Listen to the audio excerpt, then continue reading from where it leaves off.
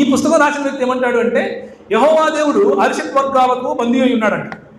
అరిషట్ వర్గాలు అంటే మనిషిలాగా కామము, క్రోధము, మదము, మత్సరము, ఇలాంటివన్నీ, గర్వము, ఇలాంటి అరిషట్ వర్గాలు అన్నీ కూడా ఈ యెహోవా దేవునిలో ఉన్నాయి అంటూ కొన్ని రెఫరెన్స్లు ఇచ్చాడు. ఏంటి? యెహోవా దేవుడు ఫరో హృదయం కఠినం చేయలేదా? యెహోవా దేవుడు నన్ను మాత్రమే ఆరాధించండి, వేరే వాళ్ళని ఆరాధిస్తే నేను చంపేస్తానని చెప్పలేదా? అంటే ఇది అసూయ కదా? ఇలాంటి మాటలు చెప్పాడు. ఒకదాని తర్వాత ఒక రెఫరెన్స్ తీసుకుందాం. కానీ బైబిల్ ఏం చెప్తా ఉందంటే, బైబిల్లో లేని దేవుడు దుష్టత్వము చూడలేనంతటి వంటి నిష్కలంకుడు. ఆయన పాపాన్ని అస్సలు చూడలేదు. యాకోబు పత్రిక 1వ అధ్యాయం 13వ వచనం ఏం చెప్తుంది అంటే, ఆయన కీడు విషయమై శోధింపబడడు, ఆయనలో కీడు లేదు అని చెప్తా ఉంది. దేవుని వాక్యం ఇంత స్పష్టంగా చెప్తూ ఉంటే అది చదవకుండా, అది అర్థం చేసుకోకుండా నీ సొంత భాష వక్ర భాషను చెప్పి అవతల వాళ్ళని మోసం చేసే ప్రయత్నం చేయటం ఏమంటారు? చాలా స్పష్టంగా ఇందులో క్రైస్తవులను గలిబిలి పట్టించడం కోసమే చేస్తున్నారు అన్నది అర్థమైపోతా ఉంది. నిర్గమాకాండం 34వ అధ్యాయం 13 నుంచి 14 వరకు. కాబట్టి మీరు వారి బలిపీఠములను పడగొట్టి, వారి బొమ్మలను పగులగొట్టి, వారి దేవతాస్తంభములను పగులగొట్టవలను. ఏలైనగా వేరొక దేవునికి నమస్కారం చేయవద్దు, ఆయన నామము రోషముగల యెహోవా, ఆయన రోషముగల దేవుడు అని చెప్తున్నాడు. రోషం కాదు ఇది అసూయ అన్నది ఈ వక్ర భాషను చెప్పే ఆయన వ్యక్తి, ఈ వ్యక్తి యొక్క భావన. రోషం అంటే ఏమిటి? ఇప్పుడు నేను ఒక మాట అడుగుతాను. మా ఇంట్లో నాకు ఒక అమ్మాయి నాకు పుట్టిన అమ్మాయి నన్ను డాడీ అనకుండా పక్కింటోని డాడీ అందనుకోండి, నాకేమనిపిస్తుంది? ఈర్ష్యనా, అసూయనా, కోపమా, ఏంటిది?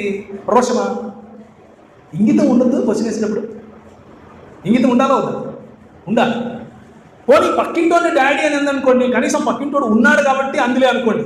కానీ మా డాడీ అని ఏదో మూలకు చూసి మాట్లాడుతుంది, నేను ఇక్కడ నిలబడున్నా, నాకేమనిపిస్తుంది అంటే, లేని వ్యక్తిని ఊహించుకొని డాడీ చేసుకుంది అనుకోండి, నాకు రోషమే వచ్చింది. ఎవరైనా నేను బతుకున్నాను నాయన, ఇక్కడ నన్ను చూడు, నేనే నీ డాడీని అని చెప్తున్నాడు ప్రభు. అందులో తప్పేంటి? లేని దేవుళ్ళను విగ్రహాలుగా చేసుకుని నువ్వు మొక్కితే అది తప్పు అని చెప్పడంలో, నేను నీ తండ్రిని అని చెప్పడంలో తప్పు లేదు. అది అసూయ కాదు, అది సత్యం చెప్పడం. నువ్వు ఎదురుగానే ఒక స్పీడ్ బ్రేకర్ ఉందిరానా, నువ్వు 90లో వెళ్ళకు అని చెప్పలేదనుకో తప్పు. చెప్పకుండా ఉన్నాడు అనుకోండి, అది తప్పు. చెప్పాడు అనుకోండి, అసూయనా? కాదు, సత్యం చెప్పినట్లు. సత్యం చెప్పడానికి అసూయకు తేడా తెలియని వాళ్ళు పుస్తకాలు రాసిస్తే ఇలాగే ఉంటాయి. సత్యం చెప్పడానికి అసూయకు తేడా తెలియని వాళ్ళు పుస్తకాలు రాసిస్తే ఇలాగే ఉంటాయి. సో లేని వారిని ఊహించుకొని తండ్రులుగా చేసుకుంటూ ఉంటే ప్రభువు వారిని గద్దించాడు. అది అసూయ కాదు, అది రోషం, అది సత్యం చెప్పడం. మరి రోషం గురించి, అసూయ గురించి చాలా బాగా మాట్లాడుతున్నావు అయ్యా, బాగానే ఉంది. మరి శివపురాణం ఒకసారి చదివావా అని అడగండి. శివపురాణంలో ఏ విధంగా నన్ను ఆరాధించాలి, ఏ విధంగా నన్ను మాత్రమే ఆరాధించాలి అని శివుడు ఒక చాప్టర్ పెట్టాడు. అది కనపడదా? అది అసూయ కాదంటారా? అక్కడ ఉంది, నేను చదవలేను, అవి మీరే చదువుకోండి. ఆ పదాలు కూడా కొంచెం డిఫరెంట్గా ఉంటాయి. ఏ విధంగా శుభ్రం చేసుకోవాలి, మట్టితో ఏ విధంగా శుభ్రం చేసుకోవాలి, నీళ్లతో ఏ విధంగా శుభ్రం చేసుకోవాలి, ఇదంతా చేసుకున్న తర్వాత నన్ను మాత్రమే ఆరాధించాలి. నేను సృష్టించిన దేవుళ్ళు ఉన్నారు, వాళ్ళకు మీకు భక్తి ఉండొచ్చు, కానీ ఆరాధ్యుడిని మాత్రం నేనే అని చెప్పుకున్న శివుడు అది మరి అసూయ కాదంటారా? ప్రశ్నించి చూడండి, సమాధానం ఏమొస్తుందో చూద్దాం. సో యెహోవా దేవుడు ఎంతసేపు నన్ను ఆరాధించండి, నన్ను ఆరాధించండి, నన్ను ఆరాధించండి అని చెప్పుకుంటూ ఉంటాడు. ఆయనకు సొంత డబ్బా కొట్టుకోవడం ఎక్కువ అని రాసిన పుస్తకంలో ఈ వ్యక్తి. సొంత డబ్బా కొట్టుకోవడం అంటారు. సొంత డబ్బా కొట్టుకోవడం కాదు, అది ఆయన తన ప్రత్యక్షతను చూపించడం అంటారు. దాన్ని ఆయన ఏమై ఉన్నాడో అది తన ప్రజలకు తెలియజేసినప్పుడు ఆ ప్రజలు వ్రాశారు. దాన్ని సొంత డబ్బా కొట్టుకోవడం ఎలా అవుతుంది? ఒకవేళ అది సొంత డబ్బా అయితే ఇదేంటి? నేను నిర్గుణున్నైనా కానీ నేను సుగుణున్నే, to and author of the resolution, inheritance and creation, ఆయన the supreme Brahman without decay and change. ఇది సొంత డబ్బా అంటారా? లేకపోతే ఆయన ప్రత్యక్షత అంటారా? ఇది శివుడు దాని గురించి చెప్పుకుంటున్నాడు. తన సొంత మాటల్లో శివపురాణంలో రాశారు. Existence, knowledge and bliss are my characteristics. ఇది సొంత డబ్బానా, అసూయనా, లేకపోతే తను తాను ప్రత్యక్షపరచుకోవటమా? దేవుడు ప్రత్యక్షపరచుకుంటేనేమో బైబిల్లో సొంత డబ్బా అవుతుంది. శివపురాణంలో మీ దేవుడు మాత్రం తన గురించి చెప్పుకుంటే సొంత డబ్బా ఎలా కాదు? కాబట్టి ఇంగితం కలిగి మాట్లాడాలి. దేవునికి అసూయ ఉంది, లేకపోతే దేవునికి అరిషట్ వర్గాలకు చిక్కినవాడు యెహోవా దేవుడు అని చెప్పే వ్యక్తి శివపురాణం ఒకవేళ చదివి ఉండలేదు అనుకుంటున్నాను. I think he never read his scriptures. Because Shiva himself calls I am the ahankara, నేనే అహంకారుణ్ణి అంటున్నాడు.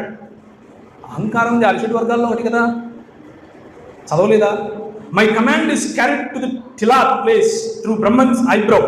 I am therefore spoken as tamasa and prakrita hara in respect to the jnanas alone and shall be known as vaikarika. Vaikarika ante artham emitante ahankara, which is actually the ahankara, the ego, the most egoistic god. He himself says I am ego, and the person who wrote the book don't even know this. పుస్తకాలు రాసేవానికి వాళ్ళ దేవుడు ego అన్న విషయం తెలియదు, అవతల దేవుడి పైన మాత్రం రాళ్ళు వేస్తారు. So let's be careful brothers, when these people call us, when these people question us, let's question them back. What about this? I am the supreme Brahman, the eternal, the endless, the perfect, and the unsullied. You have tamas within but sattva outside. He is the protector of 3 worlds. Idantha what is this? Is it bragging? ఇది తన సొంత డబ్బా కాదా? యెహోవా దేవుడు తన దాని గురించి చెప్పుకుంటేనేమో సొంత డబ్బా, శివుడు తన దాని గురించి చెప్పుకుంటే సొంత డబ్బా కాదా? ఈ ప్రశ్న మనం వేయాలి. యెహోవాకు కోపం ఎక్కువ అంట. యెహోవాకు కోపం ఎక్కువ, ఆయనకు షార్ట్ టెంపరే కాదు, శాడిస్ట్ అని కూడా వాడాడు పదం. దాని గురించి కూడా మాట్లాడదాం కాసేపు ఉంటే. ఆయనకు షార్ట్ టెంపరు అని ప్రసంగం చేసే విడివిడి జ్ఞాన ప్రబోధకుడు ఆ కోపంతో యెహోవా ఇశ్రాయేలును చంపే ప్రయత్నం చేసి తర్వాత మోషే వారిస్తే కీడుని గురించి సంతాపడ్డాడు అని ఈ నిర్గమాకాండం 32వ అధ్యాయం 10 నుంచి 14 వరకు ఉన్న వచనాలు చూపిస్తుంటారు. అందులో యెహోవా దేవుడు ఇశ్రాయేలీయులు తప్పు మార్గంలో, లేకపోతే అమాలేకీయులు, కనానీయులు, ఆ ప్రాంతంలో మాదీయులు ఉన్నటువంటి ప్రాంతంలో వాళ్ళు చేసే పనులే వీళ్ళు చేస్తూ ఉంటే వారిని వారిస్తూ చెప్పాడు. ఏమని చెప్పాడు అంటే, మీరు వాళ్ళ త్రోవలోకి వెళ్ళకండి, మీరు చస్తారు, మిమ్మల్ని చంపుతాను అని చెప్పాడు. ఎందుకు చస్తారు, ఎందుకు చంపుతారు అని అంటే వివరణ తెలుసుకోవాలి. అంతేకాని యెహోవా దేవుడు చంపేవాడు, యెహోవా దేవుడు లయకారకుడు, యెహోవా దేవుడు నాశనం చేసేస్తూ ఉంటాడు, ఈయనకు షార్ట్ టెంపర్ ఎక్కువ అని సొంత భాషను చెప్పకూడదు. మన ప్రభు అన్నాడు, కోప్పడండి కానీ పాపం చేయకండి అన్నాడు. మన ప్రభువు భావనలు కలిగినటువంటి వాడు. He is a god of emotions, he is not నిర్గుణుడు. నువ్వు చెప్పే దేవుడు నిర్గుణుడు, అయినా కానీ సుగుణుని అని చెప్పుకుంటున్నాడు. అది contradiction, that is contradiction. But this is not contradiction. God of the Bible clearly says he is a God of emotions. He loves, he cares, he talks, he expresses. Right? ఒక పర్సన్, ఒక వ్యక్తికి ఉండవలసినటువంటి అన్ని లక్షణములు ఆయనకు ఉన్నాయి. He is not a నిర్గుణ, he is not a concept, he is a person. ఆయన వ్యక్తి కనుక ఆయనలో భావములు ఉన్నాయి, ఆయనలో భావోద్వేగములు ఉన్నాయి. ఆయన కోపపడతాడు, ఆయన సంతోషపడతాడు, ఆయన ప్రేమిస్తాడు, ఆయన మాట్లాడతాడు, ఆయన చెంత తీర్చుకు, ఆయన హక్కులకు చేర్చుకుంటాడు. He is a person and that's the revolution of the Bible. But he never sins. 2వ తిమోతికి రాసిన పత్రిక 2వ అధ్యాయం 11వ వచనం, తన మాట తాను మీరనే మీరడు. This is what the word says. కాబట్టి మనం ఇలాంటి వాళ్ళకి ఇచ్చే వివరణ ఒకసారి చూడండి. ద్వితీయోపదేశ కాండం వరకు దేవుని ఆజ్ఞలు మనం చూస్తూ వస్తే ఆయన తన స్వంత వ్యక్తిత్వాన్నే ఆజ్ఞలుగా ఇచ్చాడు. ఆయన వ్యక్తిత్వము ఒకరిని అన్యాయంగా చంపేది కాదు కాబట్టి మీరు అన్యాయంగా చంపకండి అన్నాడు. ఆయన వ్యక్తిత్వము సత్యాన్ని ప్రేమించేది కాబట్టి సత్యమైన నన్ను ప్రేమించండి అన్నాడు. ఆయన వ్యక్తిత్వము ఒకరిని నాశనం చేయడం కాదు కాబట్టి నీ పొరుగు వాళ్ళని ఏది కూడా ఆశించద్దు అని చెప్పాడు. అంతేగాని కట్టడలను చెప్పిన వాడు మీరు ఆ విధంగా చేస్తే ఏమైపోతారో కూడా చెప్పాడు. కట్టడలను పెట్టిన వాడు కట్టడలు మీరితే నీ బ్రతుకేమవుతుందో కూడా చెప్పాడు. ఆయన పెట్టిన కట్టడలను మీరిన తర్వాత ఆ కట్టడలు మీరిన కారణంగా వాళ్ళ పైన వాడు తెచ్చుకున్నటువంటి ఆ భయంకరమైనటువంటి తీర్పును కూడా ఆయన ముందే చెప్పాడు. చెప్పి చేస్తే తప్పే ఉంది. అరే బాబు, నువ్వు అన్నం తినకురా ఎక్కువగా, అన్నం మంచిదే, ఎక్కువ తింటే షుగర్ వచ్చుద్రా అని తింటే తప్పు కాదు. తిన్నాయినా తిను అని తినిపిస్తే తప్పు. అర్థమైందా? నాయనా నువ్వు సన్నగా అయిపోతున్నావే, తినవే అని పైసలు తినిపించాలనుకోండి షుగర్ పేషెంట్కు, అర్థం ఏంటంటే తొందరగా సావని. అలాంటి దేవుడు కాదు మా దేవుడు. మీ దేవుడు అయి ఉండొచ్చు, మా దేవుడు కాదు. మా దేవుడు కట్టడలను పెడతాడు, కట్టడలను మీరితే వచ్చే ప్రతిఫలం కూడా చూపిస్తాడు. ఆ ప్రతిఫలమునే ఏమంటారంటే ఆజ్ఞాతిక్రమమే పాపము అని బైబిల్ చెప్తుంది. ఆయన పెట్టినటువంటి కట్టలను మీరడం కారణంగా, ఆజ్ఞను వ్యతిరేకించడం కారణంగా, ఆజ్ఞను మీరడం కారణంగా మనము అలాంటి దుర్గతిలోకి వెళ్ళిపోతాము అని దేవుడు చెప్తున్నాడు. ఆయన అంటాడు, నా వశము జ్ఞానాధారము నేనే, పరాక్రమము నాదే అని అంటున్నాడు. ఆయన he is a god of emotions. He is full of those emotions. We don't have any problem in that because revolution of God is very clear on that. But what about yours? Yours is not like that. మీ దేవుడు ఎవరు పెడితే వాడిని సృష్టించేస్తాడు, ఎవరు పెడితే వాడిని సంపేస్తాడు. మా దేవుడు అలా కాదు కదా, ఊరికే చంపలేదు. ఆయన అన్నాడు ద్వితీయోపదేశకాండం 17వ అధ్యాయం 2-4 వరకు చూస్తే, నేనే దేవుడిని, నేను తప్ప ఏ దేవుడు లేడు, నన్ను మాత్రమే పూజించాలి అని చెప్పాడు. పూజించని వాళ్ళను చంపాలి అని చెప్పాడు. కాబట్టి ఈ దేవుడికి మదం ఎక్కువ అని మాట్లాడే మదం ఎక్కినోడు చాలా మంది ఉన్నారు ఈరోజు. వీళ్ళ మదం ఎలా దించాలి అంటే దేవుడి వాక్యం చదివితే సరిపోతుంది. ఒకసారి చూడండి, ఇశ్రాయేలీయులతో ప్రత్యేకమైన నిబంధన చేశాడు ప్రభు. ఇశ్రాయేలీయులను ఎన్నుకున్నాడు. నేను నీ తండ్రిని అని చెప్పాడు, నేను నీ భర్తను అని చెప్పాడు, నేను మాత్రమే నీకు దేవుణ్ణి అని చెప్పాడు. నీ ద్వారా ప్రపంచం మొత్తానికి నేను ఏం చేస్తాను, రక్షణ కార్యాన్ని తీసుకొస్తాను అని చెప్పాడు. మీరు 400 సంవత్సరాలు మగ్గుతారా నాన్న, మీరు అక్కడ మగ్గే సమయంలో మీ మీ మీ బానిసత్వం నుంచి మిమ్మల్ని విడిపిస్తాను, నేను గద్దరెక్కల మీద తీసుకొని వచ్చినట్లుగా మిమ్మల్ని తీసుకొని వస్తాను అని చెప్పి తీసుకొని వస్తూ ఉంటే, ఆయన చేసిన ప్రతి ఒక్క ప్రామిస్ నెరవేర్చుకొని తీసుకొని వస్తూ ఉంటే వీళ్ళు ఏం చేశారు, తిరుగుబాటు చేశారు. ఐగుప్తు దేశం నుంచి బయటకు వచ్చినటువంటి ఇశ్రాయేలీయులు ఒక రాజ్యముగా మారారు. ఆ రాజ్యము కొన్ని లక్షల మంది ఒక చోట కలిసి తిరిగి వెళుతూ ఉంటే దాన్ని రాజ్యము అని పిలుస్తారు. ఆ రాజ్యానికి ఒక కాన్స్టిట్యూషన్, ఒక రాజ్యాంగం ఇచ్చాడు. ఏ రాజ్యాంగం ఇచ్చాడు అంటే, ఈ కట్టడలను మీరు అనుసరించండి అన్న రాజ్యాంగం ఇచ్చాడు. ఆ రాజ్యాంగం మీరిన వారికి శిక్షను కూడా విధించాడు. ఈరోజు భారతదేశంలో నేను వెళ్ళి ఎవరైనా హత్య చేశాను అనుకోండి, రాజ్యాంగం ప్రకారం నాకేం జరగాలి, శిక్ష పడాలి. అలా శిక్ష విధిస్తే నాకు మదం ఎక్కిందని అర్థమా? మన దేశ రాజ్యాంగానికి మదం ఎక్కిందని అర్థమా? మన దేశంలో ప్రేమ లేదు అని అర్థమా? ఇంగితం లేదు రాసేవాళ్లకు అని అర్థం. ప్రేమ లేదు అంటే, ప్రేమ ఒకటే కాదు, మా దేవుడు కేవలం ప్రేమించేవాడు మాత్రమే కాదు, hour God is a just God as well. మా దేవుడు న్యాయవంతుడైన దేవుడు కూడా. ఆయన ప్రేమించేవాడు అన్నది ఎంత సత్యమో, న్యాయవంతుడు అన్నది కూడా అంతే సత్యం. ఆ రోజు విగ్రహారాధన ఎందుకు చేయొద్దు అని చెప్పాడు అంటే, వీరు వెళ్ళేటటువంటి కనాను ప్రదేశంలో చేసే విగ్రహారాధన ఎలాంటిది అంటే, చివరికి తమ సొంత పిల్లలను తీసుకుని వెళ్ళి బలిస్తున్నారు. సొంత పిల్లలను బలిచ్చే సంస్కృతి, సొంత భార్యలను అమ్ముకునే దుస్థితి, సొంత భార్యలను పరునికి మరి దానముగా ఇచ్చే దుస్థితి మన సంస్కృతిలోనూ చచ్చి ఏడ్చింది. అది ఒకప్పుడు క్రైస్తవ్యం వచ్చిన తర్వాత కదా అది ఆగింది.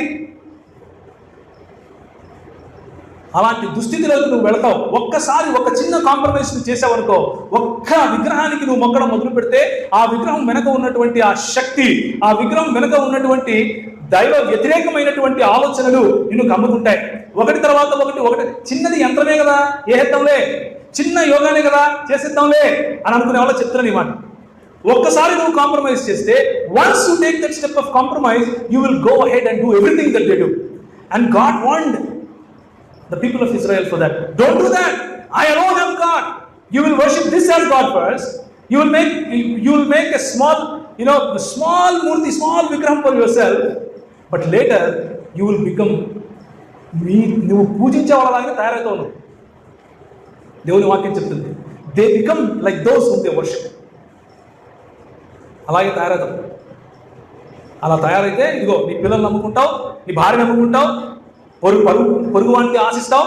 నేను ఏవైతే మీకు కాన్స్టిట్యూషన్, ఏదైతే నేను మీకు రాజ్యాంగం ఇచ్చానో దాని అంతటిని మీరుతావు. సో డోంట్ డూ దాట్ అన్నాడు. వాళ్ళని కొట్టి చంపమన్నది ఏదో వేరే మతాన్ని పుచ్చుకున్నారని కాదు. వేరే మతాన్ని పుచ్చుకున్నారు అని చంపమనడానికి దేవుడు ఏమైనా హిందుత్వవాదా, ఆర్ఎస్ఎస్? దేవుడు ప్రేమ కలిగినటువంటి వాడు. ఆయన దాని ద్వారా వచ్చే కాన్సిక్వెన్సెస్ చూపించాడు. కాన్సిక్వెన్సెస్ చూపించి ఆ కాన్సిక్వెన్సెస్ ద్వారా చస్తారా మీరు అని చెప్పాడు. ఉదాహరణకు, ఒక వ్యక్తి దొంగతనం చేస్తూ పట్టుబడ్డాడు. 2-3 సాక్షుల నోట అది అవును అని స్థిరపరచబడితే అతను ప్రభుత్వం దృష్టిలో ఏమవుతాడు, నేరస్తుడవుతాడు. కాబట్టి అతనికి శిక్ష విధింపబడాలి. ఇది గవర్నమెంట్ వాళ్ళు ఇచ్చే తీర్పు కదా.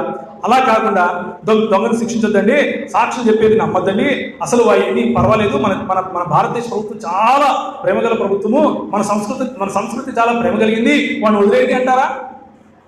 అందరూ తప్పు చేస్తే శిక్షించాలి, దాన్నే న్యాయం అంటారు. మన దేవుడు న్యాయవంతుడైనటువంటి దేవుడు కనుక వారిని శిక్షించాడు.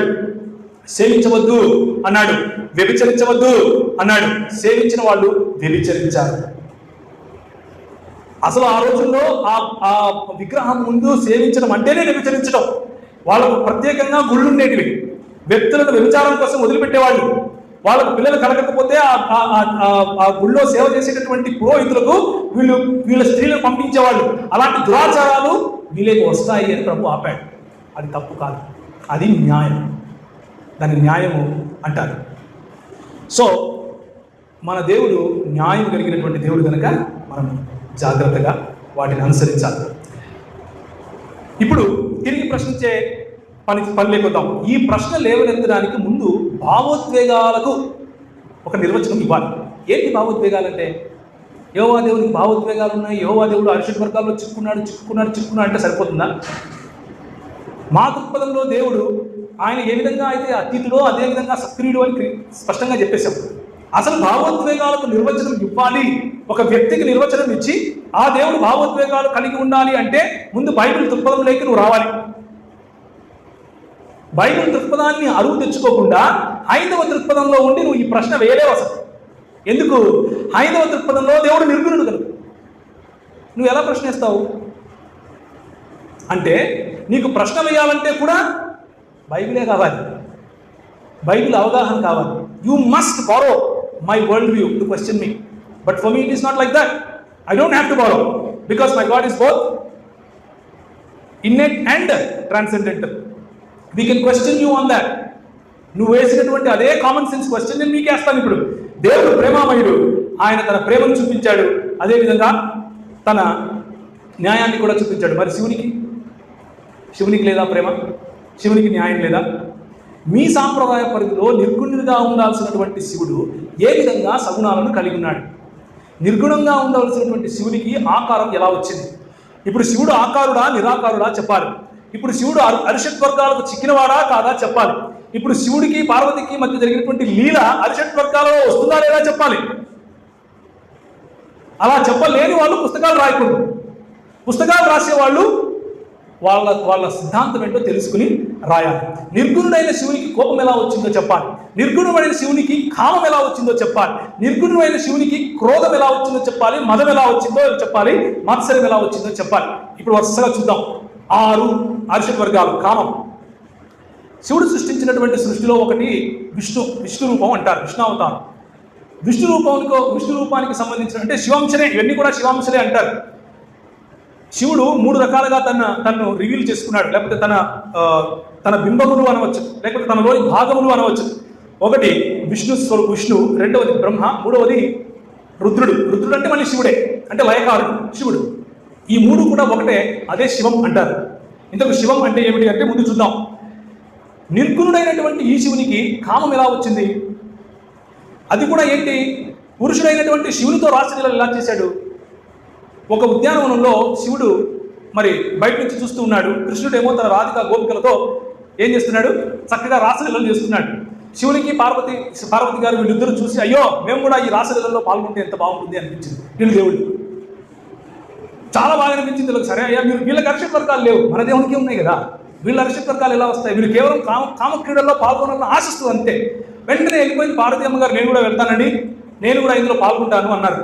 ఇది మీకు కావాలంటే నేను రెఫరెన్స్ ఇచ్చాను అక్కడ, మీరు అందులో పోయి చూడొచ్చు. ఇది శివపురాణంలో కనిపిస్తుంది. ఆమె వెళితే ఈయన చూస్తేనేమో ఈయన పురుషుడు. ఏ విధంగా నేను కూడా ఈ రాసలీలలో పాల్గొనాలనుకుంటున్నాను, మరి నా పరిస్థితి ఏంటి అని అంటే, అక్కడికి వెళ్తే ఆ ఉద్యానవనంలో ఉండేటటువంటి సరస్సు ఏం చెప్తుంది అంటే, అయ్యా నువ్వేం బాధపడకు, నువ్వు నాలో మునిగి లేచిన వెంటనే నువ్వు ఈ ఉద్యానవనానికి సరిపోయే వానిగా తయారైపోతావు అని చెప్పింది. అది ఎవరు చూడండి. శివుని ప్రవేశం నిరాకరించబడితే దగ్గరలోని మానస సరోవరంలో స్నానం ఆచరించడం ద్వారా మహాశివుడు కూడా రాసలీలలో పాల్గొనవచ్చునని బృందావన దేవత సంబోధిస్తే, బృందావనంలోకి ఈయన స్త్రీగా మారి ప్రవేశించి కృష్ణుడితో ఏం చేశాడు?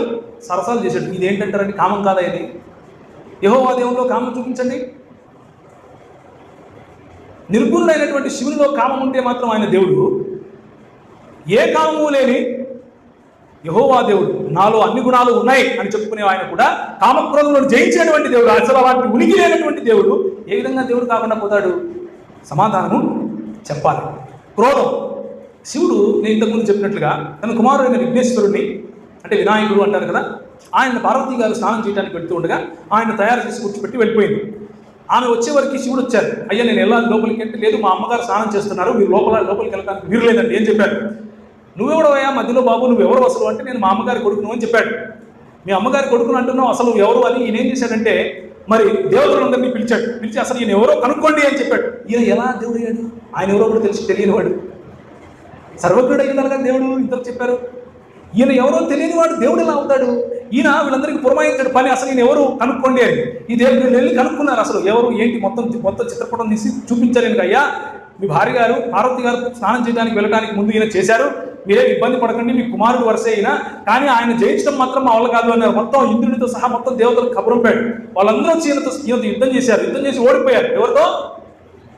ఈయన విఘ్నేశ్వరుడు, ఇంకా పేరు పెట్టలేదు అనుకోండి, అప్పటికి వినాయకుడు అనుకోండి మనకు అర్థం చేయడం కోసం. ఆయనతో పోట్లాడి ఓడిపోయి వెళ్ళిపోయారు. దేవునికి ఓటమి ఏంటి? అరిషత్ వర్గాల్లో చిక్కింది ఇంతకెవరు? యెహోవా దేవుడా, నువ్వు నమ్మే శివుడా? ఆలోచించి ప్రశ్నించాలి. If you can't think for your own ideologies, how can you question others ideology? That's mere foolishness, sheer foolishness, right? So you got to be careful when you question others. You need to be safe in your own ideology. जिसके घर कांच के बने होते हैं वो दूसरों के घरों पर पत्थर नहीं डाला करते, है कि नहीं? दूसरों के घर पे पत्थर डालना हो तो पहले अपना घर मकान कैसे होना? अच्छा तंदुरुस्त होना. कांच के बना है तुम्हारा, इधर दिख रहा पूरा आर पार, అంత కనిపిస్తుంది. అవతల మీద ఉమ్మేస్తావేంటి?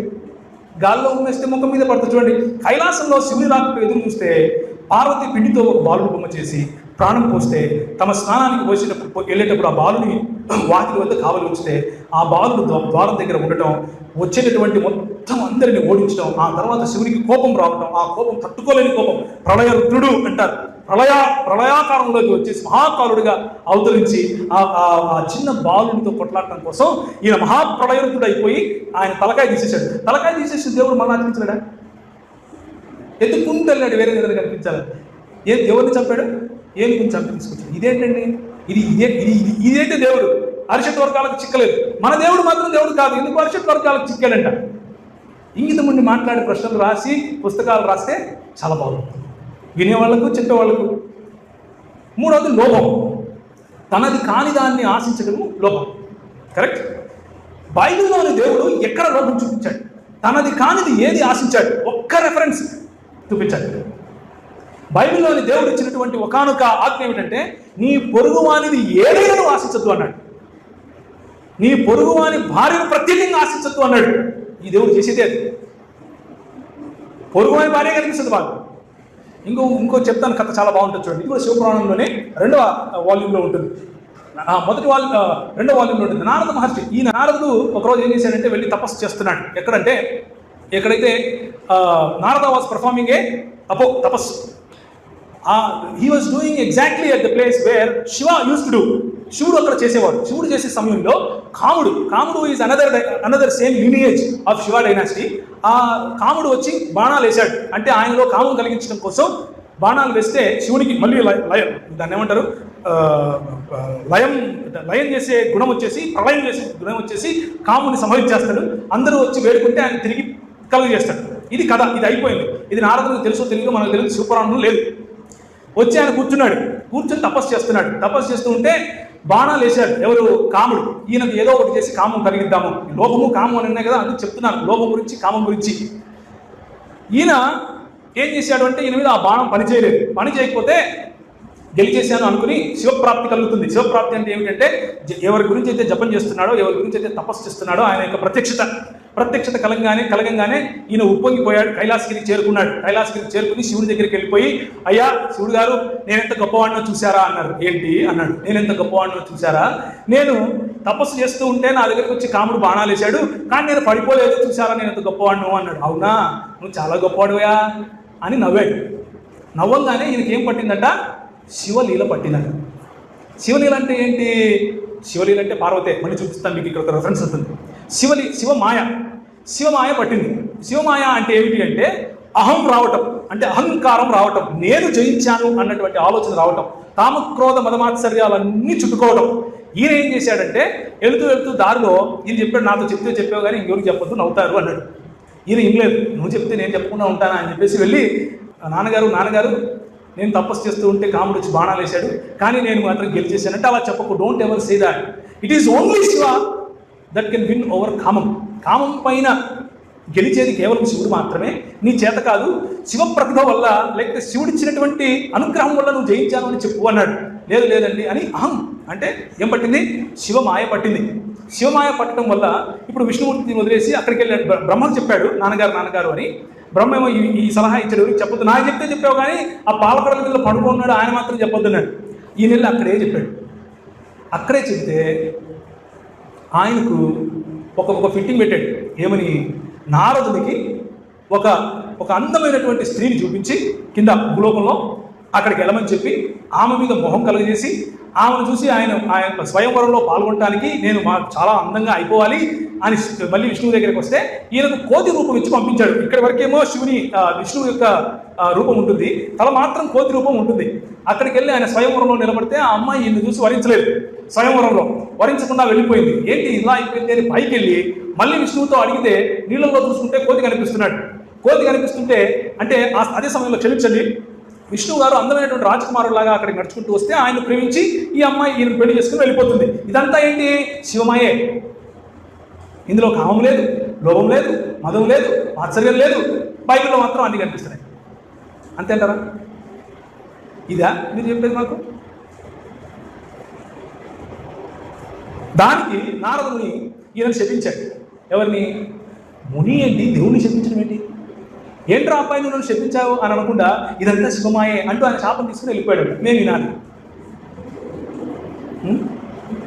ఇక ఇది సరిపోయిందిలే చాలు అని అనుకుంటే అలా కాదు. ఇప్పుడు బ్రహ్మ యొక్క పని. బ్రహ్మ ఏం చేశాడు అంటే నేను కూడా కామమును జయించిన వాడిని అని అనుకున్నాడు. ఆయనకు కూడా శివమాయ పట్టింది. శివమాయ పట్టంగానే అమ్మవారు తన కాలు నడుచుకుంటూ వెళ్తున్నారు ఆ ప్రాంతంలో. ఆ అమ్మవారి యొక్క కాలు గోరు కనిపించింది. ఏం కనిపించింది? కాలు గోరు కనిపించింది. ఎవరికి? బ్రహ్మకి. ఇది సృష్టికర్త, ది క్రియేటర్. బ్రహ్మకు కాలు గోరు కనిపిస్తే ఈయన చెప్పలేని మాటలు రాశారు అక్కడ. నేను చెప్పలేను ఇక్కడ నిలబడుకుని. I cannot even utter those words. He was, he arose in himself and he ejaculated అని రాశారు. ఆయన స్ఖలించాడంట. స్ఖలించేస్తే ఆ వీర్యం ఎక్కడ కనిపిస్తుందో అని మట్టితో కప్పేసే ప్రయత్నం చేశాడంట. మహాకాలుడు మాత్రం సర్వజ్ఞుడు కాబట్టి తెలిసిపోయింది. ఇక్కడ మాత్రం సర్వజ్ఞత ఉంది. ఎవరికి ఏం జరుగుతుందో, ఏం కామం వస్తుందో, కుమారుడిని చంపేటప్పుడు సర్వజ్ఞత లేదు. ఇది ఎక్కడ దేవుడు? ఇది కనిపించలేదా శివపురాణంలో నీకు? పుస్తకాలు రాసేస్తున్నావు. ఇది కామం కాదా? ఇది లోభం కాదా? పరుని వారి భార్యను నువ్వు పరుని భార్యను ఏ ఒక్క వస్తువును ఆశించద్దు అని దేవుడు, పరిశుద్ధుడైనటువంటి దేవుని బైబిల్లోని దేవుడు చెప్తూ ఉంటే నువ్వు దేవుడు అని నమ్మేవాళ్ళు నీ సొంత దేవుని భార్యను కావాలని కొనుక్కుంటున్నారు. అది కనపడదా నీకు? అది కూడా ఏం చూసి? కాలు గోరు చూసి స్ఖలించేవాళ్ళు ఇంతకంటే దాన్ని ఏమంటారు, నీచమైన సంస్కృతి ఇంకెక్కడైనా ఉందా? కాలు గోర్లను చూసి ఎవరైనా స్ఖలిస్తారండి?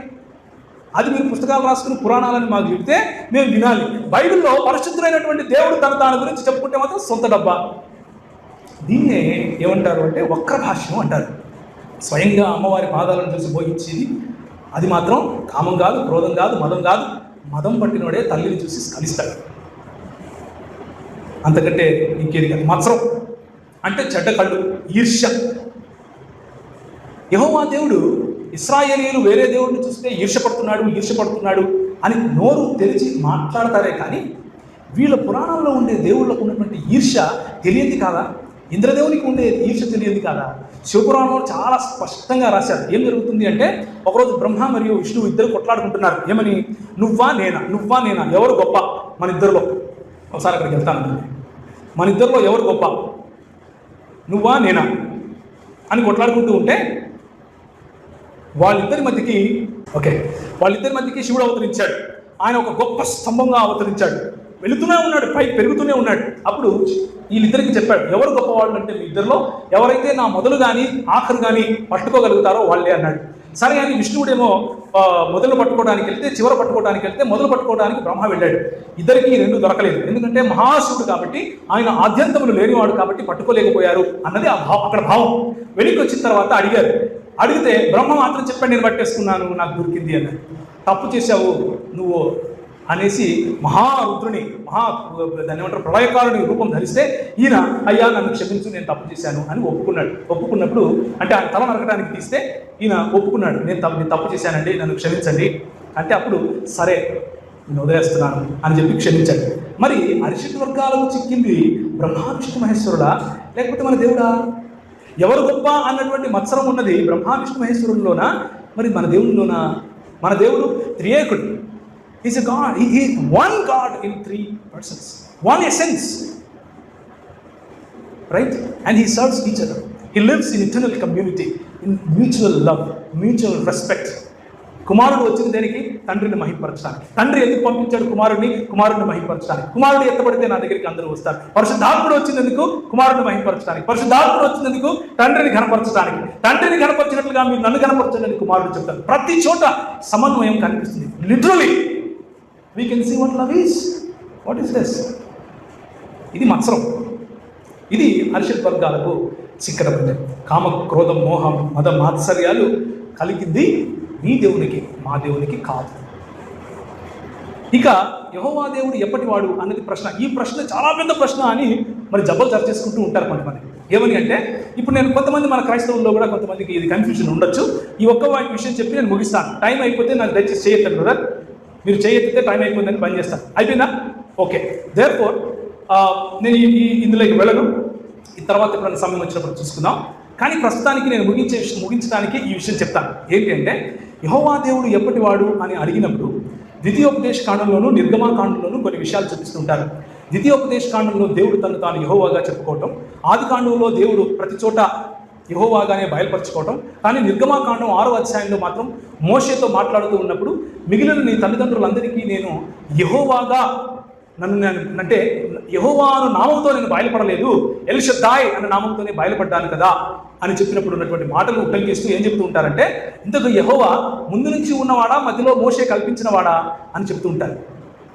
దానికి సూటిగా ఒక మాటలో ఆన్సర్ చెప్పి ముగిస్తాను. ఏంటి అంటే, ఇది బైబిల్ యొక్క సంపూర్ణ అవగాహన లేని మిడిమిడి జ్ఞానంతో మాట్లాడే మాటలు మాత్రమే. ఎందుకు అంటే, దేవుడు తను అబ్రహాముకు, యాకోబుకు, ఇస్సాకుకు, అబ్రహాము భార్య అయిన సారాకు, తన ఇంకొక భార్య అయిన హాగరుకు, ప్రతి ఒక్కరికి ప్రత్యక్షపరచబడిన ప్రతిసారి కూడా దేవునిలోని ఒక గుణ లక్షణాన్ని బయలుపరిచాడు. ఉదాహరణకు హాగరుకు కనిపించినప్పుడు చూచుచున్న దేవుడవు నీవే అని తనతో మాట్లాడుచున్న యెహోవాకు పేరు పెట్టింది. యెహోవా అని తెలుసు, కనిపించిన ప్రతి ఒక్కరికి తెలుసు, అది ఆయన నామం అని తెలుసు. కానీ ఆ నామం వెనుక ఉన్నటువంటి గుణ లక్షణము వీళ్ళు అనుభవించలేదు. వీళ్ళు అనుభవించింది ఏమిటంటే, హాగరు ఏమనుభవించింది అంటే, నన్ను చూస్తున్నాడు, నాతో మాట్లాడుతున్నాడు అన్నటువంటి అనుభవాన్ని అనుభవించింది. అబ్రహాము కూడా ఎల్ షద్దాయ్ అంటే అన్ని చేయగల దేవుడు, సర్వశక్తిమంతుడైన దేవుడు అని అన్న అనుభవాన్ని పొందాడు. అలాగే ఇస్సాకు, అలాగే యాకోబులు కూడా తమ తమ జీవితాల్లో నన్ను రక్షించినటువంటి దూత ఎక్కడ నుంచి, నేను ఇల్లు వదిలిపెట్టి వెళ్ళేటప్పుడు నుంచి తిరిగి నా ఇంటికి చేరుకునేంత వరకు నన్ను రక్షించినటువంటి దూత అన్న రక్షకుడు అన్నటువంటి ఆస్పెక్ట్ను యెహోవాలో ఆయన అర్థం చేసుకున్నాడు. కానీ మోషే జీవితంలో యెహోవా అన్న పేరు, ఐ యామ్ అన్న పేరు, ఇచ్చిన మాట నిలబెట్టుకునేవాడిని, చేసింది చేసినట్లుగా, చెప్పింది చెప్పినట్లుగా చేసేవాడిని, ఫరోకు ఏ విధంగా అయితే వాడిని నేను మట్టు పెడతానని చెప్పాను అలా పెడతాను అని చెప్పిన వాడు, 10 నేను సూచక క్రియలు చేస్తే ఆ 10 సూచక క్రియల వెనుక ఉన్నటువంటి ఒక్కొక్క దేవుణ్ణి సంహరించి వాళ్ళు దేవుడు కాదు నేనే దేవుణ్ణి అని చెప్పే అనుభవము కేవలం మోషేకి ఇచ్చాడు. మోషే తర్వాతనే ఆ అనుభవం మిగిలిన వారికి మొదలైంది. మిగిలిన దేవతలు ఎవరు నిజమైన దేవతలు కాదు, అవన్నీ కేవలం మానవులు కల్పించుకున్నవి మాత్రమే. యెహోవా దేవుడు ఐ యామ్ అని చెప్పుకునేవాడు, నేనే ఉన్నవాడను అని చెప్పుకునేవాడు మాత్రమే నిజమైన దేవుడు అన్నటువంటి అవగాహన మోషేకి ఇచ్చాడు. అక్కడ మనం చదివితే వచ్చే అర్థం అది. అంటే దేవుని మాటలు నిర్గమాకాండం 6వ అధ్యాయం కూడా వచ్చాడు, నేను సర్వశక్తి గల దేవుడును పేరును అబ్రహాము, ఇస్సాకు, యాకోబులకు ప్రత్యక్షమైంది, కానీ యెహోవా అన్న నామమున నేను వారికి తెలియబడలేదు. అంటే అర్థం ఏమిటి అంటే, యెహోవా అన్న నామం వెనుక ఉన్నటువంటి గుణలక్షణమైన ఇచ్చిన మాట నిలబెట్టుకోవడం, ఉన్నది ఉన్నట్లుగా ఉండేవాడు, కేవలము ఆయనే సత్యము అన్నటువంటి సత్యాన్ని మోషేకి ఆయన బయలుపరిచాడు. మిగిలిన వారికి ఆయన సర్వశక్తివంతుడైనటువంటి దేవుడని, చూచే దేవుడని, ఆశీర్వదించే దేవుడని, రక్షించే దేవుడని, ఇలా ఆయనలో ఉన్నటువంటి ఒక్కొక్క గుణలక్షణాన్ని ఒక్కొక్క వ్యక్తికి ప్రత్యక్షపరుచుకున్నాడు. ఇది అర్థం చేసుకోవాల్సిన విషయం. ఇది అర్థం చేసుకోకుండా నోటికి వచ్చినట్టు మాట్లాడి ఇష్టానికి పుస్తకాలు రాసేస్తూ ఉంటారు. దేర్ఫోర్ మన దేవుడు అరిషడ్ వర్గాలకు చిక్కినవాడు కాదు. మన దేవుడు కామ క్రోధ మదమాత్సర్యాలు కలిగిన వాడు కానే కాదు. మన దేవుడు అన్ని సుగుణములు ఉన్నవాడు, దుర్గుణములు లేనివాడు, నిర్గుణుడు కాదు, అగుణుడు అస్సలు కాదు. ఆయన అన్ని గుణములు ఉన్నవాడు. అయినప్పటికీ ఆయన పర్ఫెక్షన్కి సినానిమ్ అయినప్పటికీ నీలాగా నాలాగా మనల్ని విమోచించడం కోసం మన బలహీనతల్లో పాల్పంచుకునే గొప్ప దేవుడు. కానీ అలాంటి బలహీనతల్లో పాల్పంచుకోను అని చెప్పుకునే ఈ దేవుడు మాత్రం, వీళ్ళ దేవుడు మాత్రం అన్ని బలహీనతలు కలిగిన వాడుగా, కామక్రోధ మదమాత్సర్యాలు కలిగిన వాడిగా మనకు కనిపిస్తూ ఉన్నాడు. ఎందుకు అంటే ఇదే శివుడు తన గురించి ఏమనుకుంటాడు అంటే, ప్రళయ సమయంలో ప్రాణకోటి సమస్తం నశించిపోతుంది, సూర్యుడు, చంద్రుడు, నక్షత్రాలు, గ్రహాలు అన్నీ తుడిచిపెట్టుకొనిపోతాయి, రాత్రి పగలు అనేవి ఉండవు, పంచభూతాలు, షట్ స్పర్శాది నక్షత్రాలు, దిక్కులు కూడా లేకుండా పోవడం వల్ల సర్వత్రా గాఢాంధకారమే కమ్మేసి ఉండే సమయంలో ఆ చీకటినే మహాప్రకృతి అంటారు. అదిగో అలాంటప్పుడు ప్రాకృత నామ రూప గుణాలు కానీ, స్థూలత్వ కృషత్వాది పరిణామాలు కానీ లేకుండా కేవలం సత్యస్వరూపంగా, జ్ఞానాత్మకంగా, అనంతంగా, స్వప్రకాశంగా, ఆనందమయంగా భావిస్తుండేది ఏదైతే ఉంటుందో అదే శివుడు అని శివపురాణం చెప్తుంది. కానీ ఈ స్టేట్మెంట్లో ఒకటి కూడా నిలబెట్టుకోలేనటువంటి దేవుడు వీళ్ళ దేవుడు. ఎందుకంటే అరిషట్ వర్గాలు ఏవైతే యెహోవా చిక్కుకొని ఉన్నాడు అని చెప్పారో ఆ అరిషట్ వర్గాలు అన్నీ కూడా ఈయన సృష్టించినటువంటి సృష్టి, తర్వాత స్వయంగా ఆయనకు మనం ఆపాదించి చూసాం. ఆయన వాటిలో నిలబడలేకపోయాడు. ఇప్పుడు ప్రశ్నించేవారు సొంతంగా వారిని ప్రశ్నించుకుంటే బాగుంటుంది.